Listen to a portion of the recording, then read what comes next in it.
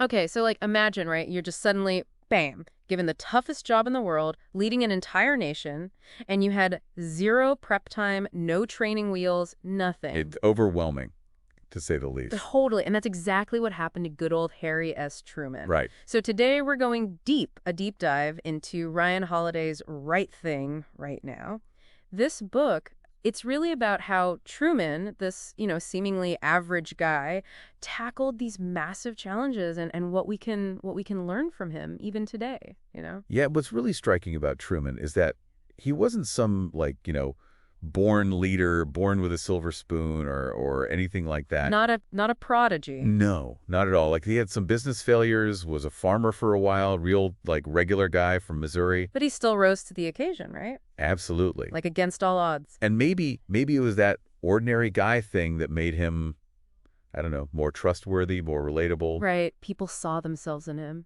Yeah, absolutely. It's like this classic story, the everyman stepping up when things get tough. Love those. And there's this quote that really captures that trust.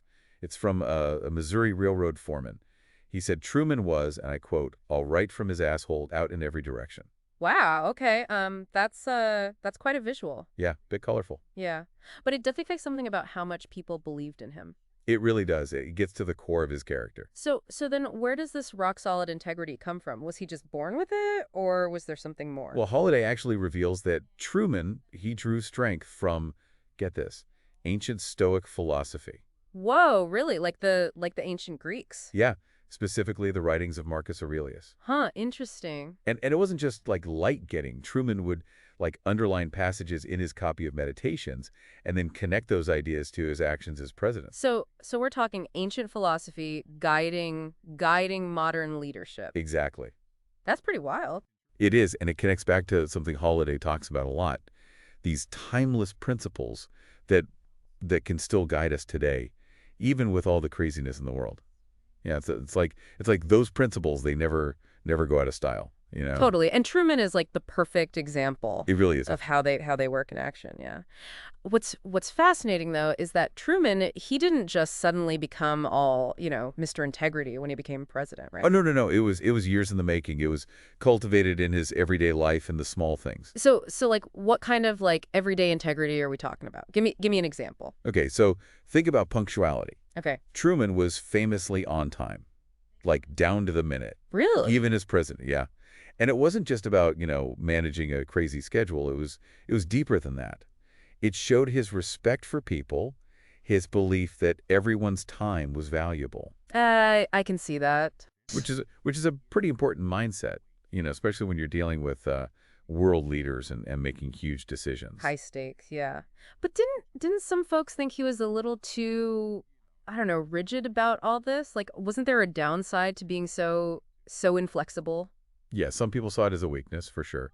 But you have to see it from his perspective. Yeah. For Truman, in a world where things are constantly changing and compromises everywhere, sticking to your values was, like, super important, non-negotiable, almost. So being on time wasn't just about the clock. It was about showing people you could be trusted, that you're reliable. Exactly.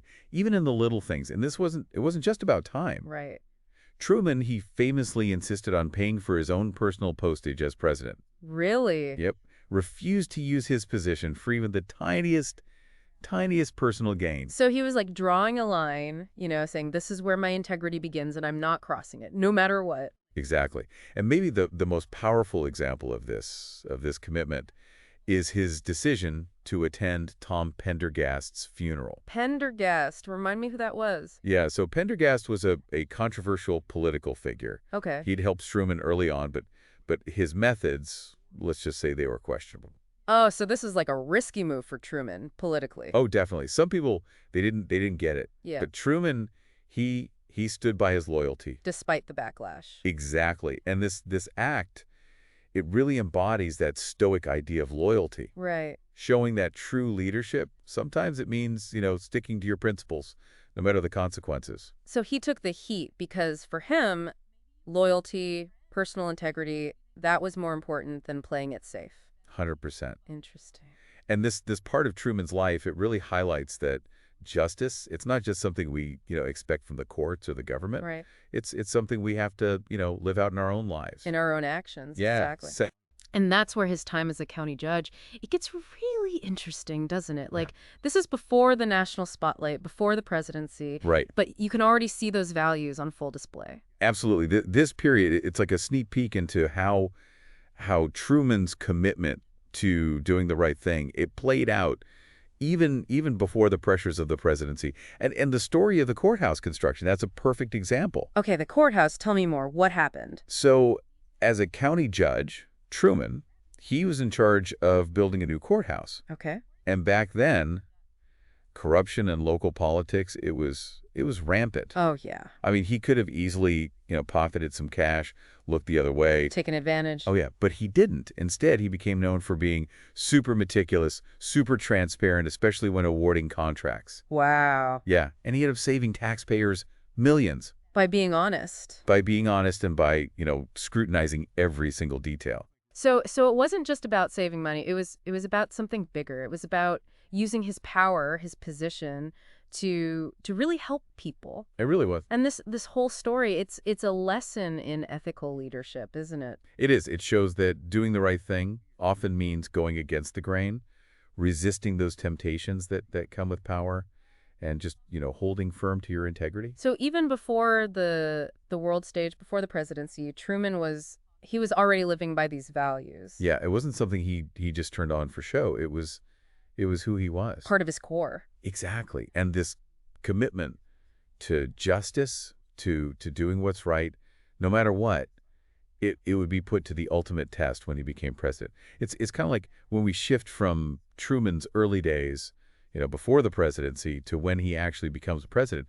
It's like we're watching this master class in how to live out stoicism. Yeah. Like he was dealing with a world that was like on the edge. World War II just ended. The nuclear age was beginning. Right. Racial tensions back home, and the Cold War was looming. Yeah, talk about pressure. Oh, yeah, definitely. And you mentioned the atomic bomb. That's got to be like the toughest decision any president's ever had to make. Right? I mean, it's such a heavy moral weight. Absolutely. It really shows how Truman's whole like do the right thing motto, it was put to the test in the most like agonizing way. Well, and it's important to remember that for Truman, this decision, it all came down to protecting American lives. Yeah. That was his top priority. Right. And Holliday, he argues that Truman saw the bomb as tragic but necessary Yeah. to end the war quickly and prevent more people from dying. I see. And the sinking of the USS Indianapolis that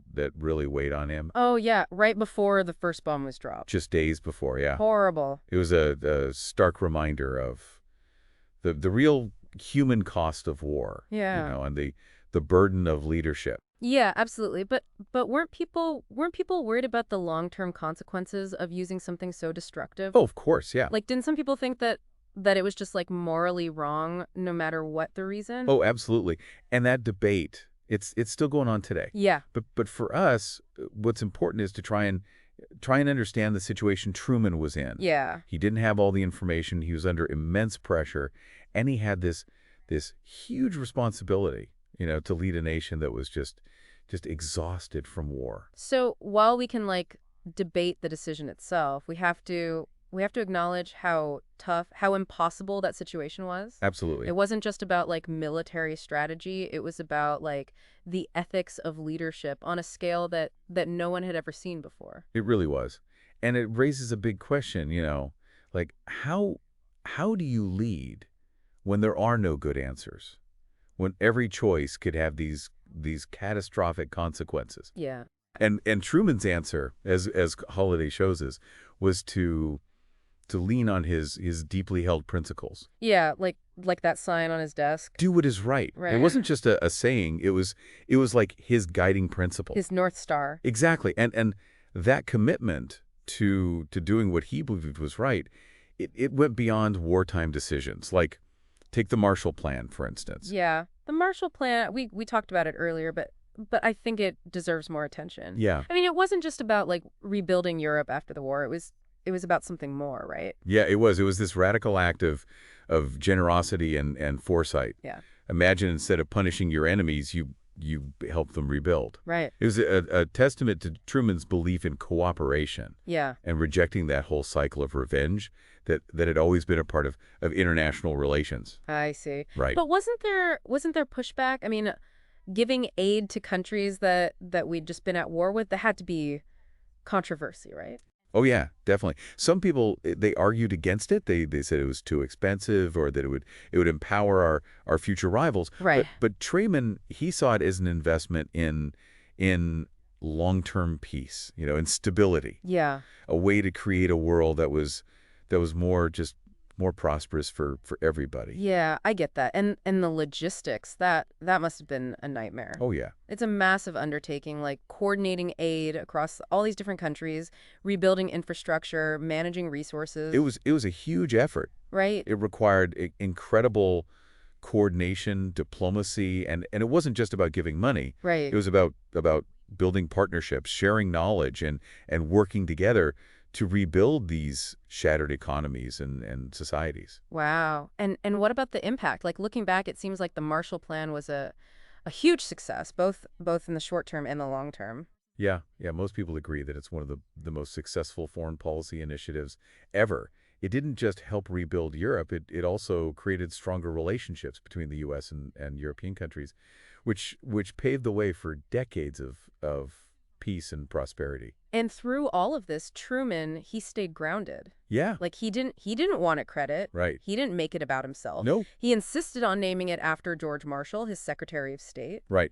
That's pretty humble. It is, and it really shows his understanding of true leadership. Yeah. It wasn't about him, it was about something bigger than himself. It was about serving a greater good, right? Absolutely. Using his position to make a real difference. So even though the atomic bomb decision, that might be the thing people remember him for, we gotta remember everything else. Yep, His definitely. leadership, his commitment to justice on a global scale, Yeah.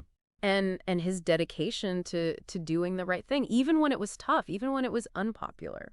That's a really important point. It's easy to get caught up in the dramatic moments, the controversial stuff. Right. But Truman's story, it's about so much more than just those individual decisions. It's about living by your principles all the time. Yeah. A commitment to integrity that was a part of everything he did. Right, from the everyday stuff to the really big moments. Exactly. And what's really interesting is that this whole doing the right thing, it wasn't just about like big policy decisions or international relations. It was also how he treated people, in his personal life. Yeah, that's where you see like the real Truman. Yeah. His personal touch, his genuine concern for others, even with all the pressure of being president. Like there's that story about Truman calling a cabinet member who was overseas just to give him updates on his daughter's surgery. Yeah. That wasn't just being polite. It was showing empathy, Yeah. recognizing that family is important, Right. even when you're dealing with global issues. And don't forget about his habit of writing personal letters to the families of soldiers who had served under him years before. Right, right, These weren't just like form letters. right. They were real heartfelt expressions of grief and gratitude, Wow. written in the middle of all the demands of being president. It's like his experiences, the weight of the decisions he had to make. It actually made him more empathetic, more compassionate. Yeah, you could say that. He understood how fragile life is, Right. the human costs of conflict. Yeah. And it made him even more determined to build a world where those sacrifices wouldn't be necessary. Right. These personal stories, they show us a side of Truman that we don't always see, Yeah. like the tough guy image. Right. They remind us that real leadership isn't just about strength and making tough decisions. It's also about compassion, about empathy, Right. about connecting with people on a human level. Absolutely. And speaking of connections, Truman's connection to Stoicism, that's really unique, isn't it? Yeah, it is. It wasn't just some like intellectual interest. It was a way of life that really shaped his actions, his whole worldview. It really did. And that's where that well-worn copy of Marcus Aurelius's Meditations, it becomes more than just a historical object. Yeah. It's like a window into his soul. Let's talk about that book for a minute. What were some of the passages that Truman underlined, the ideas that really stuck with him? So one that stands out is where Marcus Aurelius talks about dealing with criticism. Truman underlined it and wrote, "True, true, true, in the margin. Wow. It's clear that this idea of not letting, insults or attacks get to him, of staying true to himself, that was really important to him. It shows his resilience, Yeah, his ability to handle all the criticism that comes with being a leader and just stay focused on doing what he thought was right. exactly. And another passage he marked up, it's about acting with purpose, Okay. making sure your actions have a positive impact on the world. Truman wrote, "First, do nothing thoughtlessly or without a purpose. Secondly, see that your acts are directed to a social end." It's almost like he was using these ancient words as a guide for his own leadership. That's pretty powerful. Yeah, it's a reminder that leadership isn't just about, having power. It's about using that power to make things better. Yeah, to leave the world better than you found it. Exactly. And then that brings us to a really important point. Truman's story, it's not just about, a president or a specific moment in history. It's about character, about integrity, Yeah. about choosing to do what is right even when it's hard, even when nobody's watching. It's about doing the right thing for the sake of doing the right thing. Exactly. And that message, it's more relevant today than ever, I think. Yeah. In a world that feels so chaotic, so uncertain, Truman's example, it gives us hope, you know? It Yeah. reminds us that we can all be great, not in the sense of, fame or fortune, but in the sense of living a life that's guided by principles, by a purpose. It's really interesting how Truman's like deep dive into the Stoicism, right? His connection to Marcus Aurelius, it seems like it really like boosted his natural empathy, Yeah, I think you're right. It wasn't just about like toughing it out, enduring hardship. It was about like using that inner strength to connect with people on a human level. Exactly. And that's a part of his leadership that I think sometimes gets lost. Yeah, totally. But we see it in his letters, his concern for the people he worked with, even in big things like the Marshall Plan. Yeah, let's talk about the Marshall Plan for a sec. We've covered, the impact, the logistics, the historical context, but what was like the real driving force behind it? Yeah. Was it just about, strategy, national interest, or was there something more going on? Well, I mean, strategic stuff, that was definitely a factor. But for Truman, I think it went beyond just, containing communism or securing alliances. Right. He really believed that the U.S. had this moral obligation to help people who were struggling, Yeah. to reach out to former enemies even, and work together to rebuild a world that had been devastated by war. It's like he saw the Marshall Plan as a chance to like put those Stoic principles into action on a global scale. Yeah, exactly. It wasn't just about rebuilding buildings and roads. It was about rebuilding trust, Right. fostering cooperation, Yeah. creating a world that was more fair for everybody. And this idea of justice, of doing what's right, even when it's tough, that seems to be a constant theme in Truman's life and his leadership. Oh, yeah, absolutely. From his early days as a county judge to his time on the world stage, he always showed that dedication to principle. Yeah. He was willing to stand up for what he believed in, even when it meant facing criticism, even when it meant taking an unpopular stance. But even with all the tough call, all the pressure of being president, he never lost sight of the people. Yeah, that's true. He understood that behind every policy, every decision, there were real people whose lives were going to be affected. That's a really important takeaway from Truman's story, I think. Yeah. It's about balancing strength with compassion, being decisive, but also being empathetic. Right. Understanding that leadership isn't just about power, it's about using that power to serve others. Yeah, to create a world that's more just, more humane. It's Exactly. like that line from Holiday's book, the right thing is usually the hardest thing. Right. And Truman, he never backed down from those hard choices. Nope, he didn't, even when they were really unpopular.